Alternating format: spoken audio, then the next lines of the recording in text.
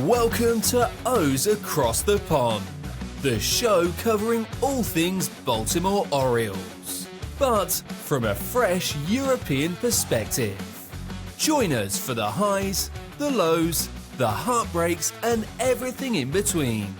Whether you're a die-hard fan or just discovering Birdland, this is your home for passionate, across-the-pond Orioles talk. Let's dive in.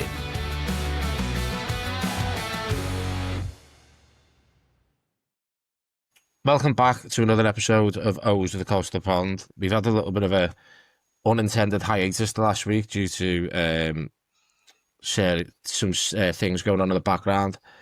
So we've got a lot to cram into this episode, but first let me introduce you. As normal, we've got Grant, who is joining us, not from Scotland this time, but from some holiday site in the middle of Barcelona. Hello, Grant. Hi Thomas, glad to have some connectivity here. So hopefully we last the hour or so with 4G/5G working for us. Excellent. And making his debut on the pod from the southeast of the UK, it's Jack. Welcome to the show, Jack.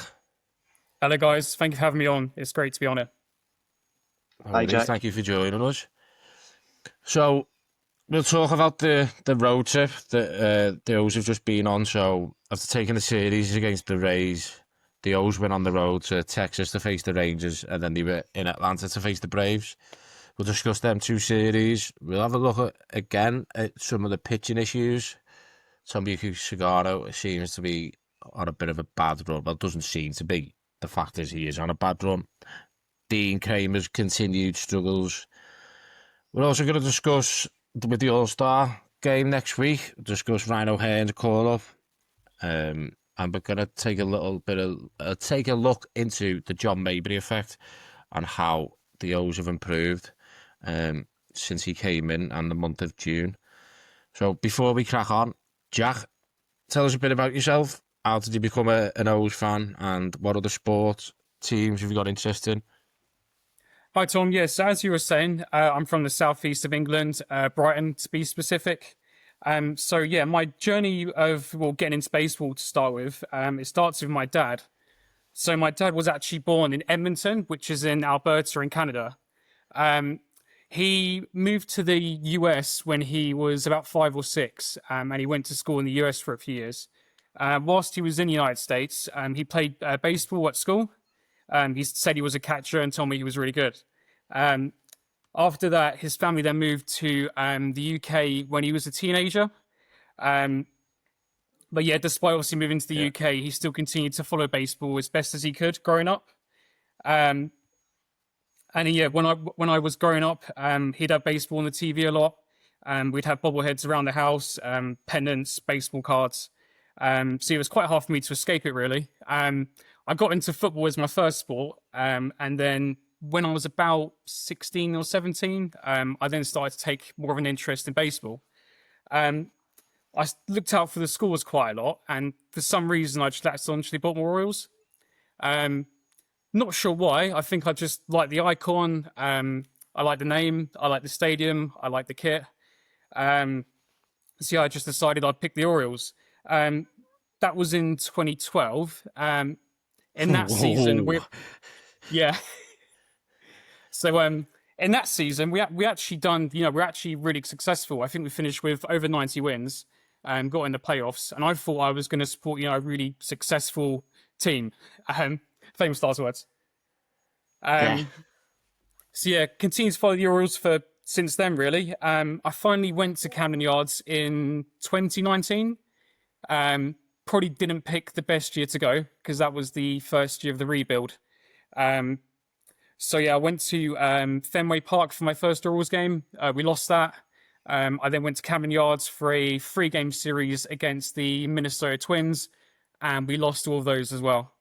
So my record is 0-4 with watching the O's at the moment in person. So hopefully when I can next go, we'll hopefully get a win. And yeah, obviously, as you guys know, being a UK-based baseball fan, it's quite lonely. I don't have any mates who like baseball as well. So yeah, my dad was the only person who I could really talk to about baseball. Unfortunately, he actually passed away last year. So it's really nice that we've now got this community of O's fans in the country, and also in Europe as well, that I can talk to baseball about. Because otherwise, yeah, it might be quite hard to keep that interest. It was Matt who reached out to me about 2 years ago, I think, after the MLB London series, and introduced me to this whole community of Orioles fans that I had no idea existed. I honestly thought I was one of the, if not the only, baseball fan in the UK. So yeah, it's really great that we've got this group together. Yeah, no, the community that Matt has helped build has obviously brought from different, not only the UK, but obviously Europe, and, going through such a sad loss that you have, still being able to have that community around it to talk all things baseball, all things Orioles. As you know, we discussed everything about baseball in the groups, some serious chat and some not so serious chat, but yeah, no, we have got a huge community, and it is growing. And obviously, this podcast has helped. As I say, I think if it wasn't for Matthew, there wouldn't be such a big O's community in the UK and in Europe. And then obviously, this this pod would never happen. So it is great, isn't it, to be able to just sit down and, even when the O's are bad, we can still manage to see kind of some humour in what's going on. And you could have I mean, I started following the O's in 2010, and I say that year 2012, and then we had the playoff run. It was 2015, and you're thinking, oh, here we go, and then it was goodbye to Manny Machado. And then Project Rebuild kind of happened, and here we are now with Mike Elias at the helm. Some will say he hasn't done a good job, some will say he has, and there'll be people in the middle. That kind of leads us on to where we are this season. As it stands, as we record this, we're 7.5 games back of the wild card. We've just had a 6-game road trip on the road, obviously, to Texas and Atlanta. Lost the series in Texas 2-1. But then we go to Atlanta and sweep the Braves. The weird thing about where we are now is the month we've had in June. I think we got the 4th best record in June across the MLB. We started June 7 games back on the wild card, and now we're 7.5 games back. Obviously, we haven't been helped with interleague play, and we hope that will change. But a week away from the All-Star break, about 3 weeks away from the trade deadline, you're getting to that point now of we buyers, sellers. It's a conversation we have all the time. Looking at the Rangers and Brave series, there was good performances, bad performances. One that I want to talk about is Tomoyuki Sagano. Now, he was, for a period of time, obviously he had his struggles. Toronto first game of the season, and then since then, he was kind of like our ace. We were thinking, we've signed this 30-year-old Japanese pitcher who's a contact pitcher. Is it going to work out in the big leagues? And then since the Yankees game on the 21st of June, it's kind of fallen apart. So before the Yankees game, his ERA was 3.38. It's now to 4.44. Pitched 5 innings once. Sorry, since the Angels as well. He's pitched 5 innings once since the Angels. Yeah.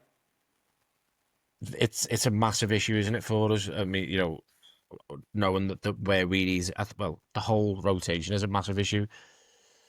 What do you think the issue is with Sagano at this moment in time?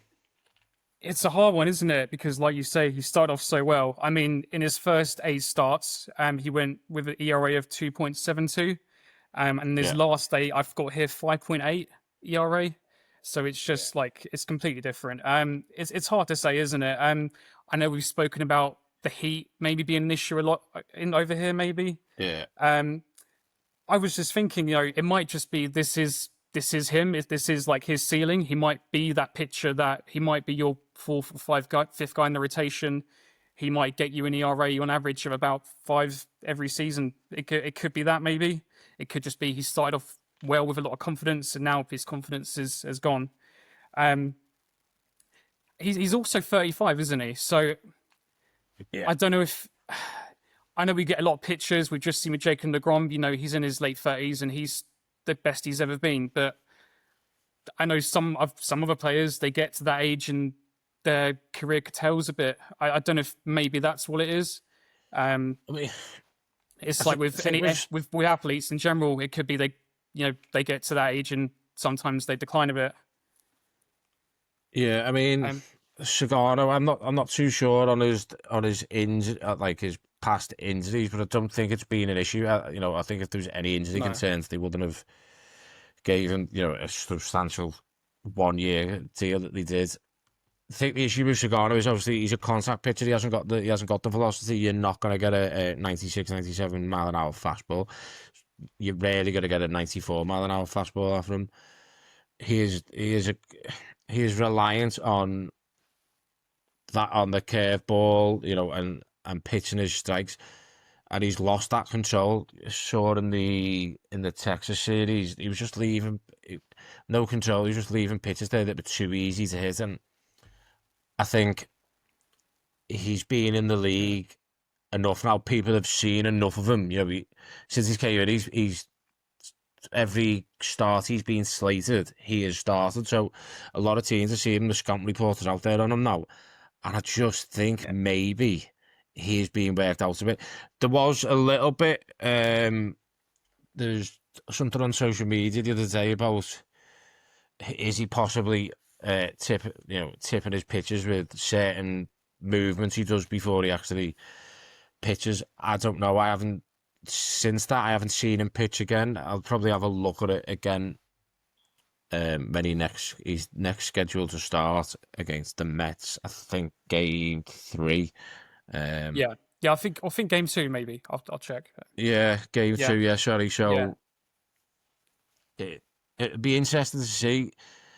As I say, the whole, the rotation, as we've discussed countless times, has been put in this position where you have the likes of Eflin, Kramer, and now Sagano, like trying to be a top 1, 2, and 3, and they are never going to be there. I've said this about Eflin. He's the opening day starter. It's not his fault that injuries have put him in that position, but I kind of look at it and go, it's like it.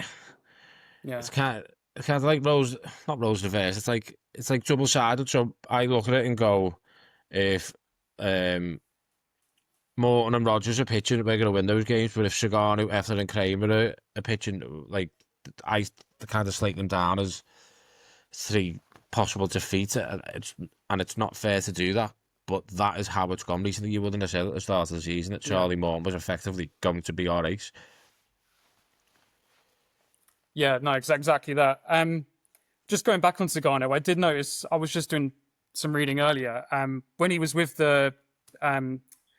his team from Japan, the Giants, in 2020, he went into that the signing pool you can go into when you're in Japan, and you get the chance to go to sign for an MLB team, like what Otani's done and the other ones. He went in that in 2020, and no one picked him up, which is quite interesting. I wonder why that is. I don't know whether 2020. I don't know whether that was after the shortened. It would have been. Yeah, so it was in the off season. So I think he went. He was offered in late 2020, and then I think he went back to Japan in early 2021. So it might be COVID related, maybe. But I just thought it was interesting that no one wanted to pick him up. Yeah, I mean. Yeah. I don't know whether that curtailed season and then following that, teams have only played, whether they thought it was worth a gamble or whether scouts had seen something they didn't like. As I say, he is a contact pitcher. He hasn't got the velocities of some of these big league players have, but when his command is on, when he has his command, we have seen what he can do. Pitch 7 and a third against the Angels in May. He's pitched 7 against the Mariners in June, and then kind of from then it's just been it has been a bit of a downward spiral. You know, he had a decent. Sorry, where did he? You know, the Athletics, he got knocked about a little bit, and then Yeah. really after that Mariners game in June. Hello, Grant. Welcome back. I'm back for now. Yeah, I actually had that looked up about Sagano. I assume that's who you're talking about. Because that 3rd of June was his last, what you would call good start, but his last quality start, 7 innings. Since then, he's got through 5 once, but not any clean outings at all for us. You know, he's kept us in games just for the most part, but considering that kind of spell in April where he did look really good, he's not been close to that. So that is going to be a huge problem because we just don't have the games to play with to have him, not give us a chance to win, or not just win games for us as he did a few times earlier in the season. So it is becoming a problem, and it's really got to stop or improve, or see. Well, we've been saying the season's over since we started the podcast, but the season would be over sharpish. Yeah. We were chatting while you were disposed of because of signal issues, about the fact that he's a contact hitter, and he's just with that, with him losing the control, he's just leaving. He's just easy to hit, isn't he? It's almost like the bats are kind of hitting a beach ball when it comes to like just the side. They're just seeing everything. Yeah, I mean, we saw Jacob deGrom for the Rangers last week, and the spots that he was hitting was just phenomenal. And that's why he's working through these innings. Without he's obviously been around, had injury issues, but he's finding those corners, and convincing the umpires that he's finding them as well. And Sagano just looks quite a bit away for that at the moment. Maybe he is a bit fearful of giving up some big innings, but he's got to get back to it, and he's experienced enough, so he'll know that, and the coaches will know that's his game, and he's got to find it. And yes, you give up the odd solo, you can cope with that, but you can't be giving up 5, 6, 7 hits in 3 innings. You're just not going to pitch through enough of the game for us. Yeah, I mean, he gave up 9 hits against the Rays and 10 against the Rangers and 4.2. And in them 2 games, he's also given up 5 homers. So I think he was unlucky against the Rays. I'm sure I remember there was just some soft contact that's kind of squeezed through. But you will get that, obviously, with a contact pitcher. So, we do need him to find something, at least get us deeper into games, if we're going to put any kind of run together. Yeah, and we've also got no better options, really, have we? Povich is injured again. We need him to figure it out, really. Yeah, I don't think there's a scenario where he's coming off the roster unless he is injured. And we already got Brandon Young back for Eflin, so until either Eflin or Povich is healthy again, we don't have options. So the 5 we've got are the 5 we've got at the moment. Yeah, and obviously, as I said in the introduction, one of those 5, which has, some would say, a surprise. Some will say, is it a Mike Elias kind of masterclass? That we've mentioned the trade countless times on this pod, and there was, and I will hold my hands up, and I have slated the trade, and I have slated, Trevor Rogers a bit up until I saw him play. Now, since he made his first start in the game in Boston, the Orioles are 24-15. In his 5 starts, he's got a 1.57 ERA and a 0.87 WHIP.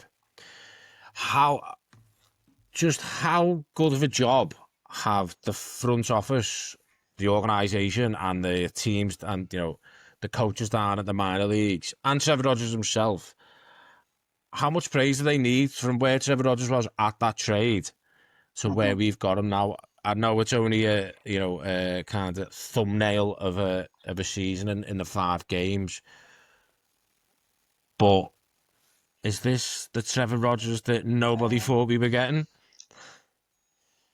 I mean, I think we do need to see a bigger sample size and see him pitch through at least the end of the season. But they've come up with a plan. He was working on it. He was injured. He was trying to increase velocity. It seems to have worked. It was very bizarre because he had no kind of form in the minor leagues at all. Whether he was just one of these guys that is pitched in the bigs and can't get himself up to pitch in front of, two 1,500 people on a Tuesday night, possibly. But it has been excellent. You can't say it's no other word for it. He's been excellent with us.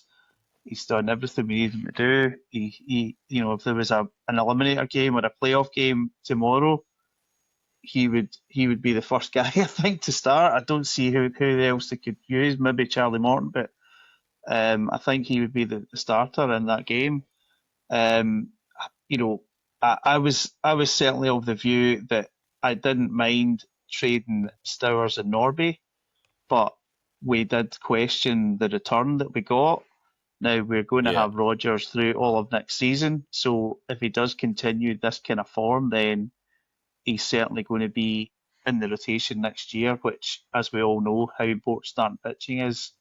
We could have a very decent player through next season with us. Yeah, he's been terrific, hasn't he? Since he's come up. Obviously the last game, 6 2/3 innings, giving up 4 hits and no runs. It's taken a year probably, but we're finally seeing why he was an all-star, why he was a first-round draft pick. Like you say, only 4 starts, but he's looks like our best pitcher at the moment.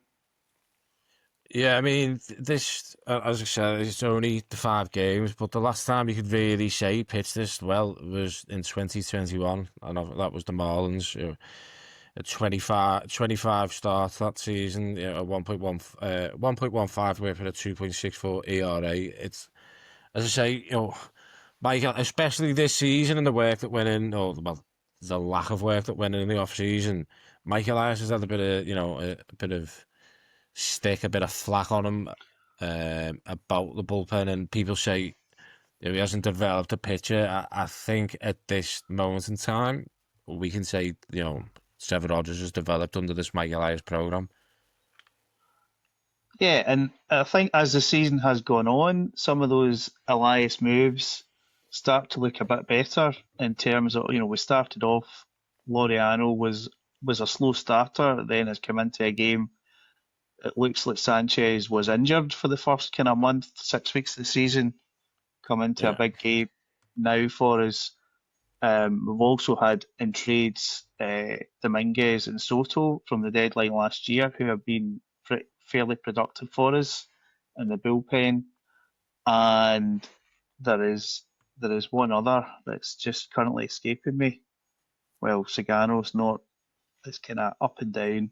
Charlie Morton, I suppose, is the other one that kind of has settled down. But it was just so bad at the start that I don't know if we can give any too much credit for that. That the first 5-6 weeks just have basically killed the season at this stage.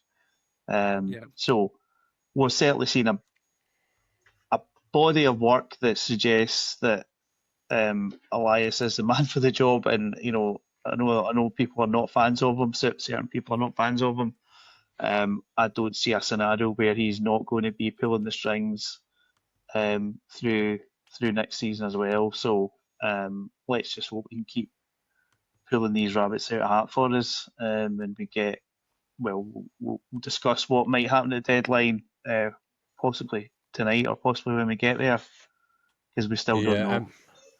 I mean, you look at, I don't like looking too far into the future, but obviously if Rodgers kept this body of work up, you know, you look at you start to look at your rotation. Your starting rotation next year is, Kyle Bradish, Grayson Rodriguez, Trevor Rodgers, and then you've got, the kind of your day 4 and day 5.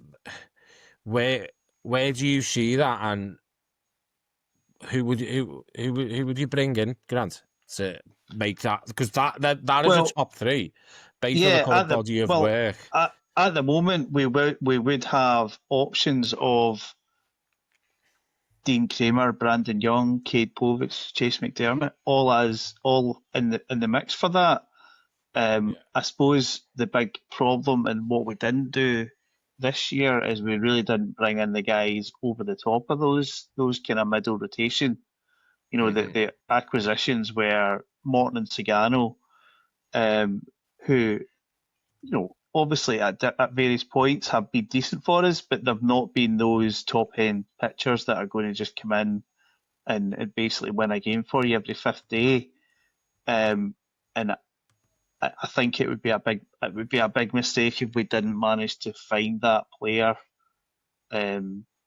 next in this winter, given what we've seen develop this season and given how fine the margin is between success and failure.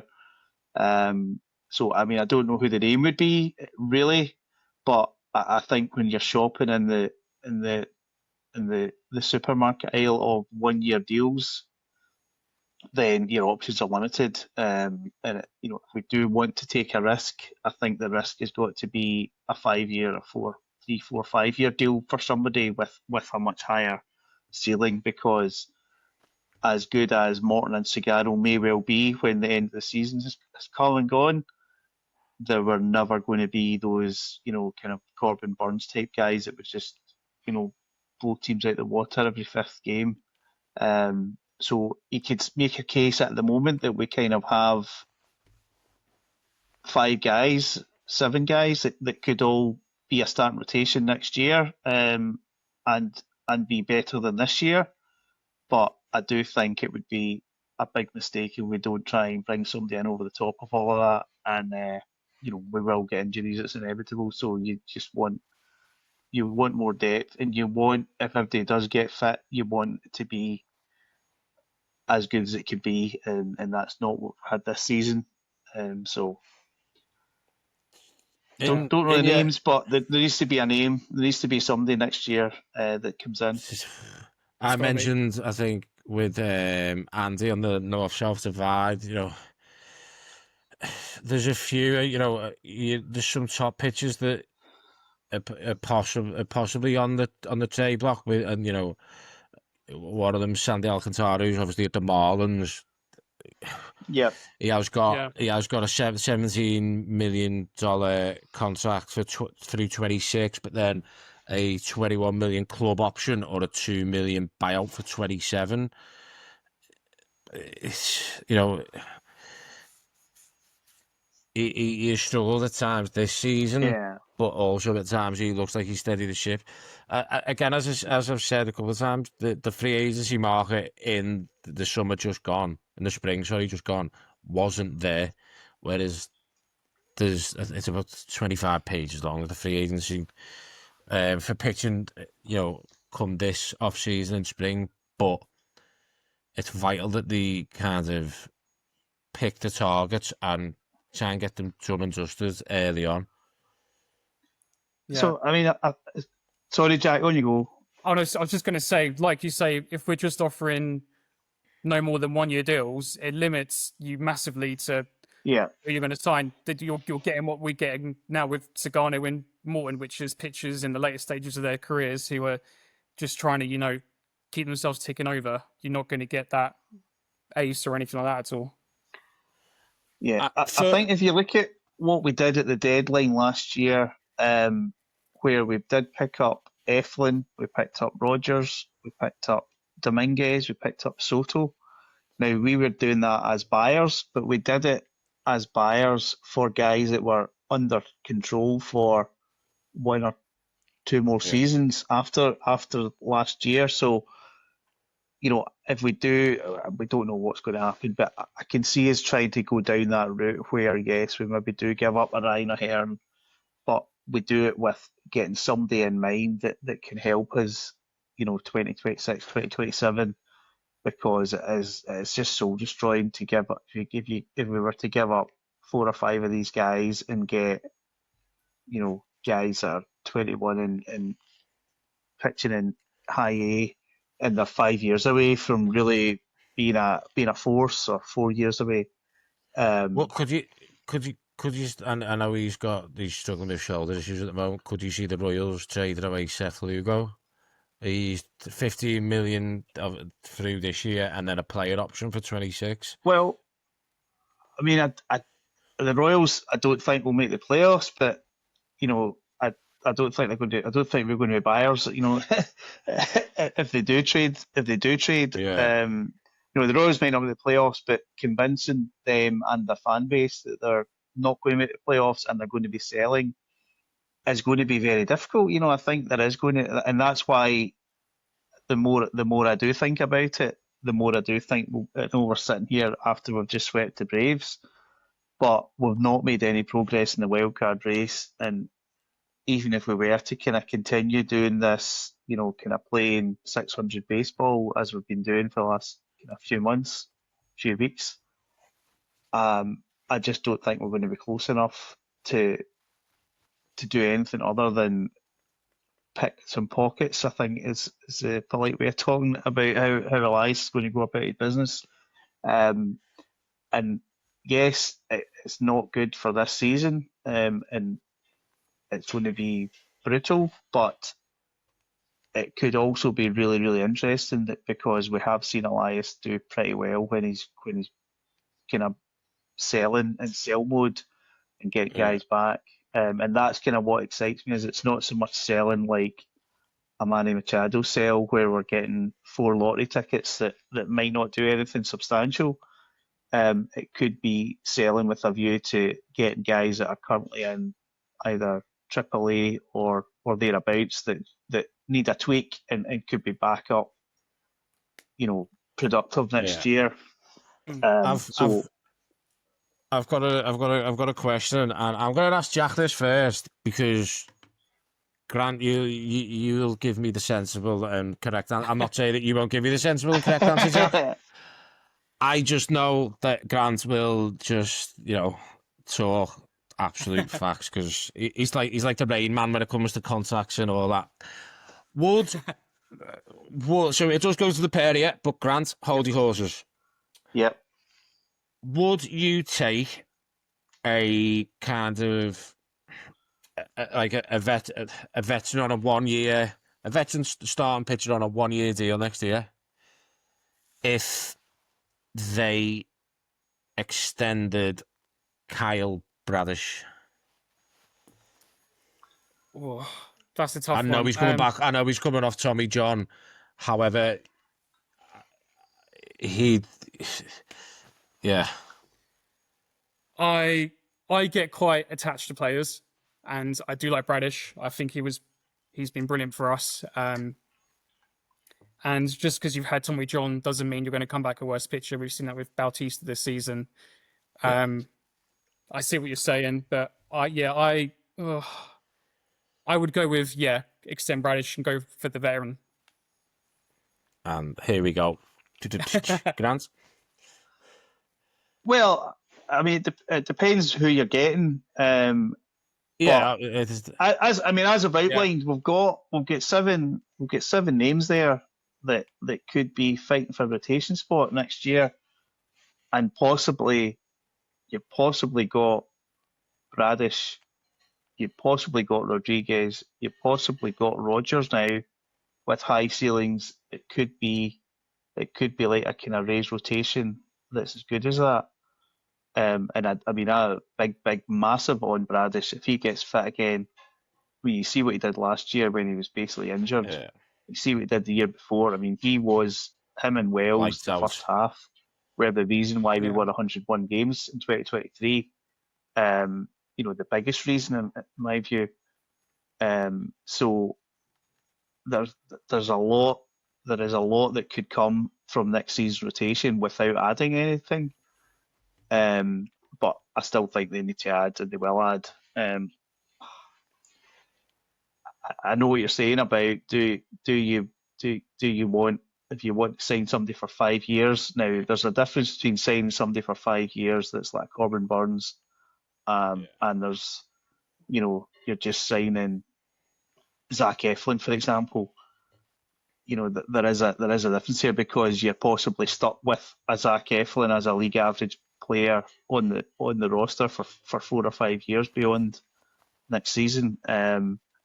And I think that's what goes through Elias's mind, is that he doesn't want that. He does have these guys. He always fancies himself to do a deal for the likes of a Trevor Rogers, and plug a hole. And he's been reasonably successful at it.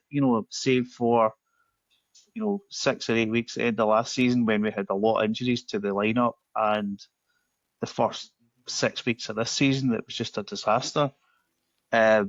He's kind of plugged those gaps, and he's not got those high ceiling guys. When it comes to playoffs, I do worry if we did make it this season.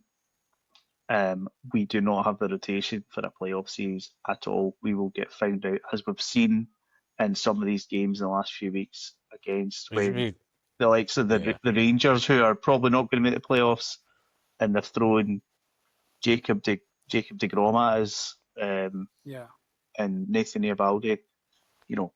These are guys that we don't have, and they're not guys that should be unattainable for us. And I think that's where we need to be looking. Hopefully, Bradish is there next season on opening day. I could see that, but I would like to have another name up there that is going to do the business. So back to you gave your politician's answer there. Back to the question. Yeah. Yes or no? Would I extend Bradish? I don't. I mean, we've got Bradish for another 3 or 4 seasons anyway, so if he's going to get Tommy John surgery, it's tough, because that is the issue. I think if you go down the big extension route, you need to do an extension every year. You need to do a 200 million, 150 million deal every year, because otherwise you just end up with what the Nationals had, where they had Scherzer and who was the other one? That used up all their money, and then none of them did anything much. So if you go down the big money spending route, you need to do them every year, because otherwise you do need to fill that gap at the bottom, because you end up like the Yankees, where they've got Stanton and LeMahieu on the roster who are not particularly fit and not doing a lot. No. Granted, on the DJ the Mayo, Stanton turns up, doesn't he, in October? Stanton turns up, but when he can't run the bases, though. He can't play in the outfield. Yeah, no, and also touching on the Yankees, Anthony Volpe had his best throw of the season at the weekend. It's just typical Anthony Volpe, isn't it, with the throw straight into Aaron Judge's right eye. That's all we'll say on the. Yeah, you do love to see it. So I'm trying to. So obviously earlier on in the season, we had struggles with runners in scoring position. We were, a low score on offense, and then Brandon Hyde gets fired.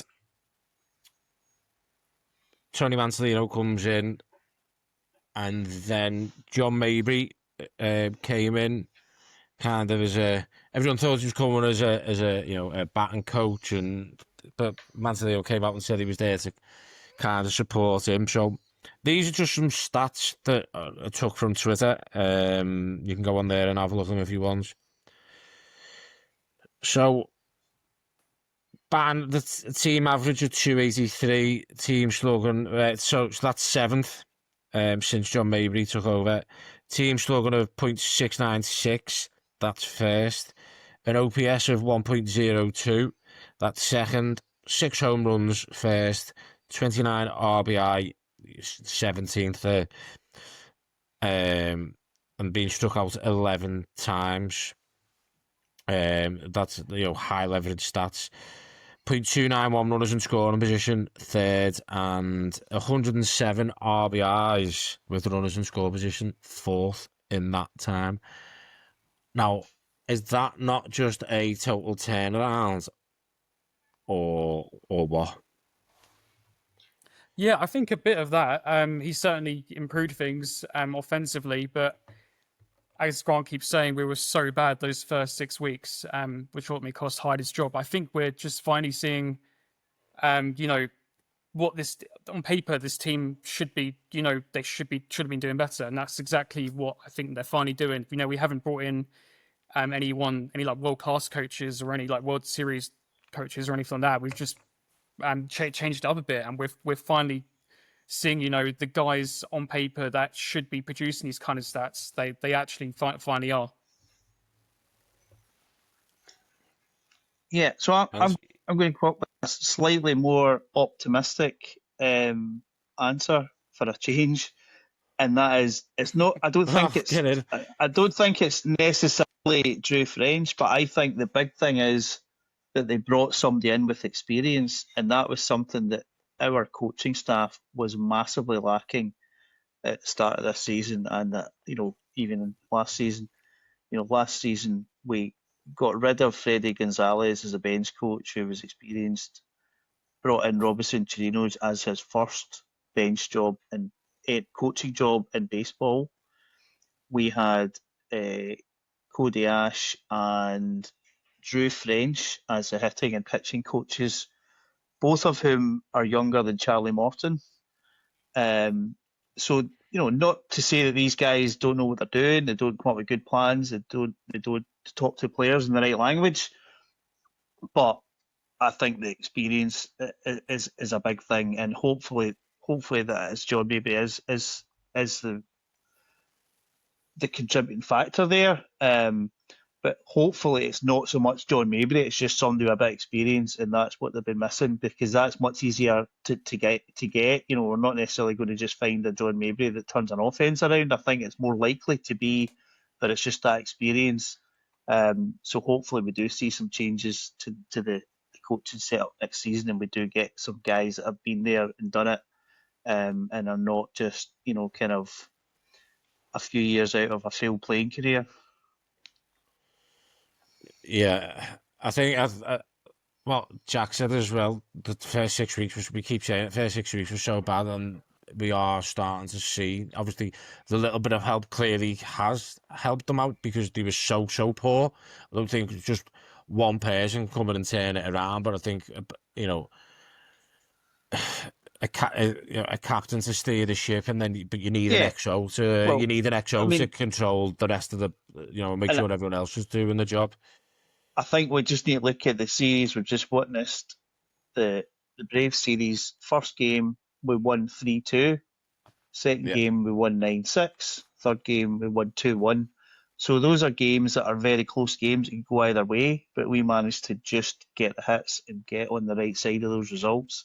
Obviously you need the pitching as well, but there is no way we would have come close to sweeping that series, even with the Braves not scoring that many runs early in the season. So there is a kind of mentality switch where we do have guys that are getting those hits and getting the runs over, and getting us into games now. And I think as well, Jack touched on it. This is the kind of baseball that I think we all expected us to play, where it wasn't going to be necessarily the most dynamic and most exciting, but it was going to be enough to win enough games to get us into the playoffs. I think if we look back at the end of the season, obviously if we trade away guys, then the results may suffer. But this stretch since that doubleheader in Boston has been basically 600 baseball through a reasonable period. We're just too far back, and the Seattle Mariners don't look like they're going to give us too much help. Maybe the Yankees will fall all the way back down and give us some help, but it might not be quick enough. There's just not those spots going to be there for us. There's too many teams between us and the third wildcard spot at the moment. Yeah, I am still keeping the faith, as I said, earlier on, that the month of June we started off 7 games back of the wild card, had a winning record and ended up 7.5. Yeah, Obviously, the Yeah. interleague play hasn't helped. The Red Sox haven't helped us out. Traded Divas. I had had a little bit of a fall, a little bit of rise, then a fall, and they seem to be kind of back on the rise again. Look, it is been a week out from the All-Star game, we're 3 weeks out from the trade deadline. I've said on the previous episode with Elias's comments, Elias said he doesn't want to leave it to the last 2-3 days. So we're getting to that point now where around the All-Star break, when you're 2 weeks out, we might start hearing things. You might start seeing moves being made rumours. because he doesn't want to be left 2 days out, kind of doing things on the cheap. I think we are going to be on the day. We're not going to do anything until late, and we are going to sell. We're going to give the team every chance to improve their chances, but Even after Elijah's comments. Well, that's a That's just negotiating a position. bluff. We're Yeah. not going to make a decision until we need to make a decision. We don't need to make a decision at the moment. We have played 600 baseball for an extended period. We are still we need to play 630 baseball to get to 86 wins. If we can keep that number there, you can say, well, we can make a run the last 2 weeks. It's there for us. If the number's 750 or 800, yeah, it's not there. But if the number's 700 going into 10 games to go, it's possible, albeit we do need to make a decision before 10 games to go. We need to make a decision with 60 games to go. But I don't see why we'd make that decision, because you can still pull pants down and fleece other GMs on the day of the trade deadline. And I think that's what he's good. That's what he would be good at. He is good at that. So I mean, I can only imagine what his office was like at the trade deadline last year when we brought 4 or 5 guys in and we weren't really expected to make that many moves. I wasn't expecting to make that many moves, Yeah. and then all of a sudden we had Eflin, Rogers, Dominguez, Soto, traded Hayes away. It was bizarre, and I can see something similar happening, albeit with these guys going back out the door, unfortunately. Yeah, I mean, it's not nice to think about, and it will be really, really frustrating. On the other hand, what it'll mean is we're going to get a longer look at Brandon Young's going to be in the rotation. We're going to get Chase McDermott up. Well, possibly one or two others. Who knows what we do bring in? I mean, we've seen it. When you think back to the trade deadline in 2022, I certainly didn't want us to trade away. I thought we had a chance of making the playoffs then. I didn't want to trade away who it was, Mancini and Jorge Lopez. But we got back Cade Povich, we got back Yennier Cano. We also got, I think, Brandon Young back in those deals. Yeah. Or McDermott Yeah. maybe. So, there's deals to be done. And that I think that's how, unfortunately, again, it's a not an exciting answer, but that's how you turn this season into success, because there's no point. We've kind of proven it now that we've got the players can play the baseball that we need, so we've got a platform for next season. Almost all of these guys are going to be here next season. Yeah, I don't think there's no. Michael Eyes is not going to kid himself alone if we're sitting 6.5 or even 6 games back on the 31st of July with 5 teams ahead of us, that we can do it, because the chances are so slim. If we were that bit closer, or there was only 1 or 2 teams ahead of us, maybe you say, well, we could do a Tigers from last season. But at the moment, I just don't see us getting enough help. We would need the Mariners or the Rays to cool off significantly to try and get us in the argument at the moment. Unfortunately, after having just swept the Braves, we're still 7.5 games back, which is where we were at the start of last week. Yeah, I'm getting speaking of Lopez, I'm getting flashbacks back to that trade where he was called to the All-Star game, and then we traded him just afterwards. And yeah, I'm thinking, we're probably gonna do the same for Hearn, aren't we? It looks like. It looks like it, unfortunately. And yeah, Yeah. you could go and sign him again. These things don't tend to happen. And even if we were going to sign O'Hearn, somebody else is probably going to offer a few million more than us. You know, I think O'Hearn is the type of guy we could definitely sign. It's not going to cost the earth, but that wouldn't stop us trading him away because we've not extended him at this stage. Yeah. And talking of Ryan O'Hearn, that leads us on to the impending All-Star break. Before we talk about the All-Star break, just a simple yes or no answer, nothing else from the pair of you. Is Jackson Holliday a better second baseman than Jazz Chisholm? Yes. Yes. So, I can't stand him. I think he's comedy value. I love his ejections. Adam Boone choosing Jazz Chisholm over Jackson Holliday going into the All-Star game. Why? It's favoritism, isn't it? Former manager. I don't know what else it would be. I'm actually surprised that he's allowed to do that. I can't believe there's not a kind of bigger committee and say, look, this is. I mean, he was. Yeah. I don't know if he was close to being ahead of who's the I don't think he Tigers was. guy. Gleyber Torres, but the stats were he was by far the second best second baseman in the American League by quite a distance. Yeah, I mean, you look across the seas. Well, before Jazz Chisholm got injured, he had that real barren patch where he was averaging below. I think he was averaging below 185 at one point during the season. Yeah. Jackson Holiday's been consistent throughout the year.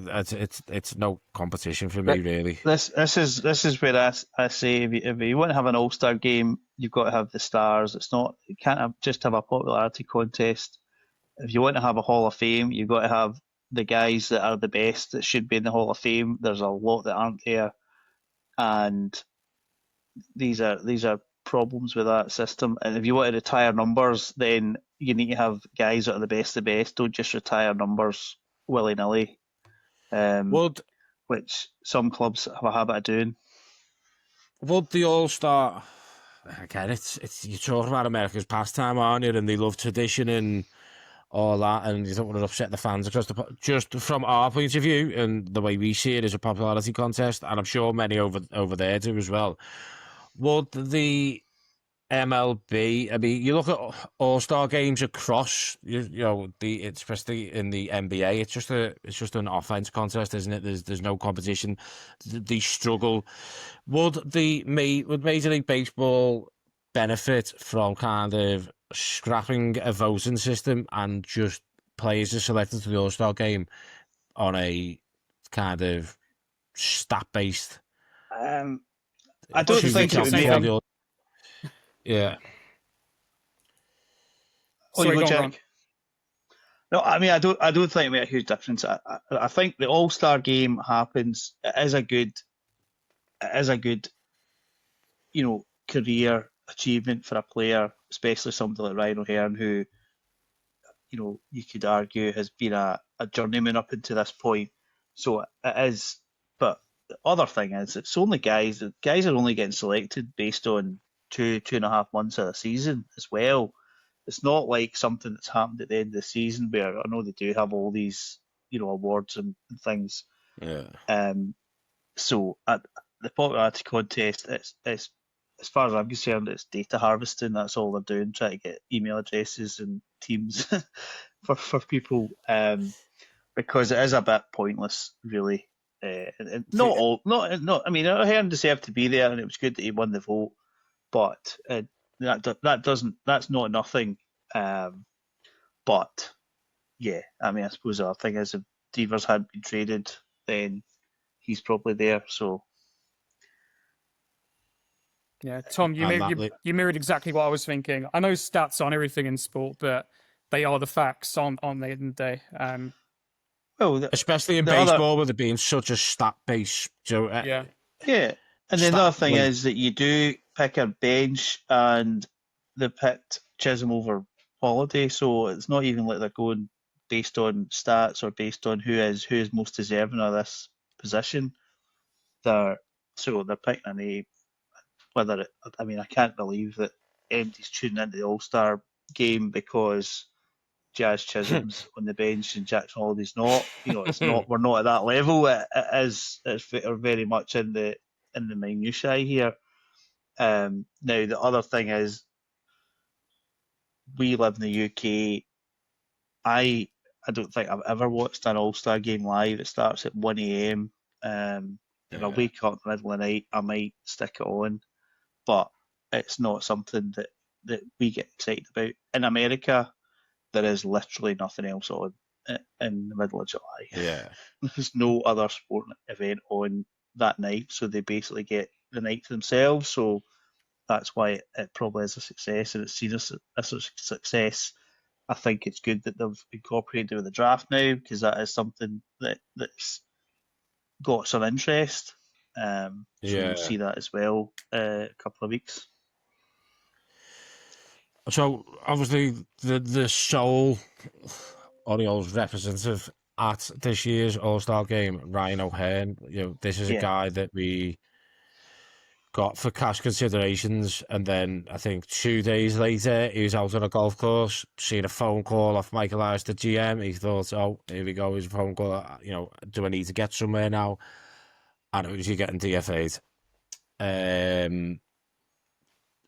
He's having a career year. I understand what you're saying about him being kind of a journeyman, but I think a journeyman to me is somebody who has bounced around everywhere. Obviously, he was at the Royals and then us. But I kind of get what you're saying. Just how good has Ryan O'Hearn been this year? I know he's on a bit of a slide at this moment in time. Yeah. The words that I use for Ryan O'Hearn, even before this season, were professional hitter. And I think that's where he has fitted in to our team. When we've needed a sac fly, he's delivered it a few times. He's that type of guy. He'll work in that bat. He can work in that bat for 8 or 9 pitches and wait for the ball. He can ambush somebody from the start. So he's been really good for us. And I think the other thing is, if you think back to the start of the season, when the only guys that were hitting for us were O'Hearn and Mullins, both of whom are out of contract the end of this season, we're sitting there going, we're probably not going to replace these guys. We're not going to sign them. What is going to happen to the Orioles next season? Fortunately, other guys have stepped up and looked half decent now. So, yeah, I can't say enough about it. I mean, Journeyman was more about just how his career has gone. Wasn't a reflection on his ability and what he's done specifically for the Orioles. I did get what you mean, journeyman to an extent. Jack, your views on Ryan O'Hearn?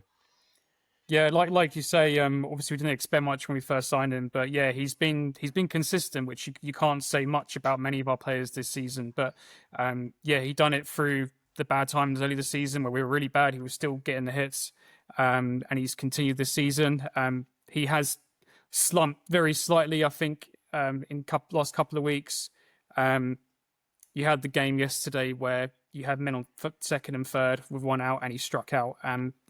Just a little bit frustrating, but yeah, overall he's been absolutely brilliant. I'm really happy for him to get the All-Star game. It's fully deserved, and if we are going to trade him, which it looks likely, that's only going to increase his trade value. And hopefully he does well in the All-Star game as well, which might increase it even more. Yeah, I mean, he's been outstanding as you look at this season. 287 batting average, 11 home runs, 30 RBIs, 74 hits across the season. I know, it's kind of, I think he's 4 and 26 in his last few appearances. But other thing I would say about O'Hearn is last season when Mountcastle was injured, we did see him drop off quite a bit when he was playing every day and he wasn't getting that platoon advantage. He's obviously played almost every game this season So he's managed to kind of work that out. You know, it's not like he just has to face right-handed pitchers now. He's kind of done it consistently as an everyday player, which is why he's deserving of getting that call up. I'm sure he is one of these guys that will relish it and will appreciate it, and that's where the importance of the All-Star game. You know, I think seeing Judge and Atani there again, you know, the 2025 All-Star game is not going to mean anything to them particularly. It's just another thing to stick in the list of all the things that they've done. But for these guys that are, having that career year, then they'll appreciate it definitely, and hopefully have an enjoyable week. One last thing on the All-Star break. Again, it's another selection. I think it's an extremely valid selection. You know, the guy created history earlier on in the week. Clayton Kershaw got the commissioners. He got picked by the commissioner, obviously, for special recognition for just how phenomenal he has been. 3,000 strikeouts. He joins an exclusive club. I did see a thing on Twitter. Is he going to be one of like the last to get 3,000 strikeouts for a very long time? You know, I don't know. I doubt he's going to be the last ever. But no, I mean, I looked at the list, and what I was surprised was that Jim Palmer wasn't on the list because he had such a long career. But obviously, strikeouts have become a lot more common in the modern game as guys are just swinging at more things. So it obviously used to be much more. I suppose that's how guys went through. You know, you get guys pitched 12, 13 innings in some games because it was contact. They weren't having to throw 4 or 5 pitches to strike guys out. So I don't know if the 3,000 strikeouts thing is. I think that we'll all see other people doing that in the modern game if they stay healthy enough. Skeens, Screwball, I mean, they've got years to go for that, but obviously they're the kinds of, you know, Screwball is just an absolute freak at the moment, isn't he, for the Tigers? You know, Skeens, there's a lot of talk about Paul Skeens and the Pirates. It takes something ridiculous for it to happen, but look, after this episode, we're going straight into another one with Mets in the UK, New York Mets. That's who we play next at Camden Yards. How do you see that series going? Sum it up quick, because we will cover it a lot more, obviously, with Tom from Mets UK. How do you see the series going? I think, I mean, it's looking incredibly unlikely now, but if we are to want to get close to that wildcard spot, we have to win the series. But I think I can't see it personally. I'm going to say we're going to lose it 2-1. I think they're going to have too much for us. So at the moment, game 1, we've got Brandon Young going against Clay Holmes. Clay Holmes came over from the Yankees as a reliever, as a closer last year. Has turned into a very serviceable starter, 2.99 ERA. So that will be a tough game for Young. Young's been, let's say, good, but no better than that. He's kept us in games, but he's not really, he's certainly finding his feet. So we'll be interested to see how he does. He's certainly going to get an extended look now. Game 2 at the moment is, I'm not getting internet, Peterson Segano. So again, that's a left-handed pitcher for the Nets. Serviceable ERA, 3.18, 6-4 record. Against Segano, who's very much not in mid-season form, shall we say. So we could do with Segano finding something up in New York. And then at the moment, on game 3, we've got Charlie Morton going, and they've got a TBD. So whether that is a call-up, or whether it's going to be a bullpen game, or whether they're getting somebody back off the IL, we don't know. We do know that Charlie Morton has dropped off slightly from his highs, but still going to give us a chance to win the game, hopefully. but he's certainly dealing with some more traffic than he was, in June. But we'll see how he goes. Certainly, we don't dread Charlie Morton starts the way that we did at the start of the season. He swapped Sagano for me. It's like they've just completely swapped places. I used to dread Morton starting, and now I go with Sagano. It's a big shame because my view has always been that we're never going to pick this season up going 4-2 every week. At some point, we're going to have to just get hot and win 12, 15 games in a row. We still need to do that. We've not done it. I kind of agree what you're saying about the Mets series, that it will be tough for us. I think we kind of got away with a sweep against the Braves, who are just on a downer.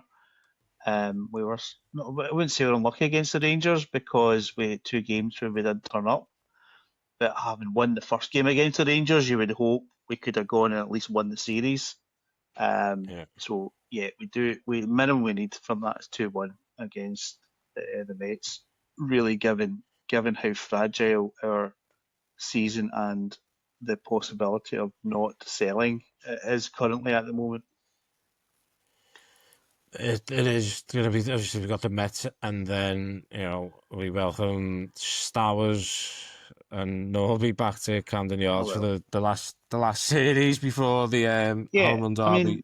The Mets have not been great recently. They beat a poor New York Yankees team, or not a poor New York Yankees team, but a New York Yankees team in a bit of a slump at the moment.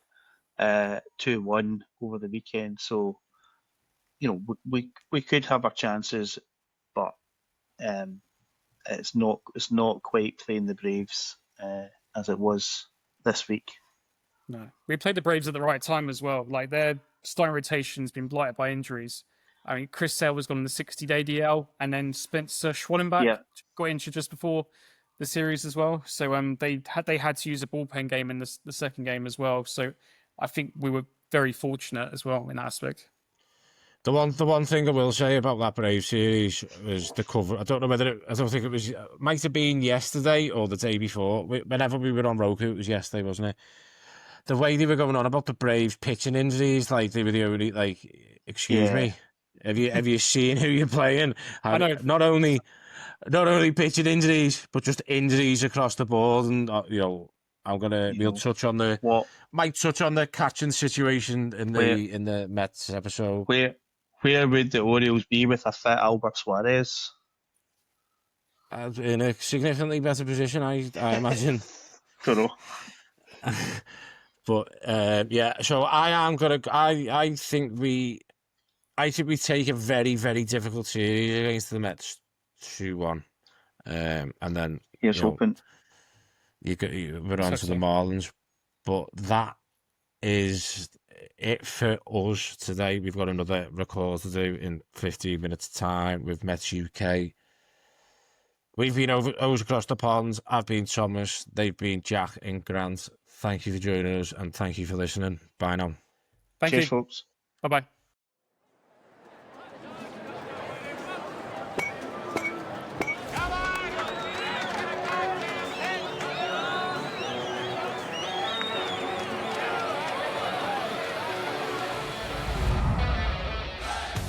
That's it for this episode of O's Across the Pond, bringing Birdland to Europe one episode at a time.